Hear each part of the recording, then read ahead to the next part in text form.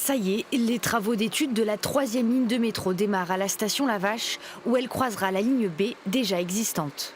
Grâce à cette foreuse qui descend à 30 mètres, le sous-sol va être analysé pour savoir s'il peut accueillir la future station.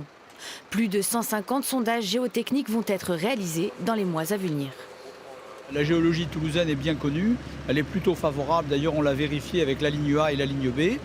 Donc il n'y a pas de problème particulier, mais il faut aussi connaître la présence des nappes phréatiques, la connaissance des réseaux, parce que vous savez qu'en ville, il y a des réseaux dans tous les sens.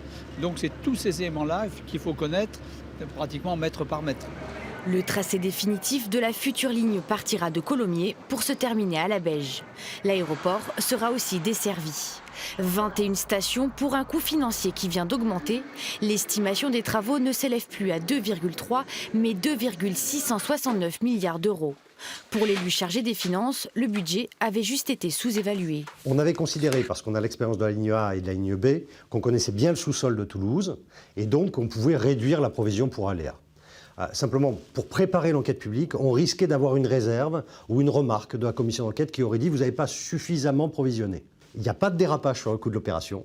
En l'état actuel des éléments, le coût de l'opération est bien celui qui était initialement prévu, c'est-à-dire un peu moins de 2,3 milliards, mais nous avons passé l'enveloppe d'aléas de 160 à 330 millions pour répondre à des contraintes techniques.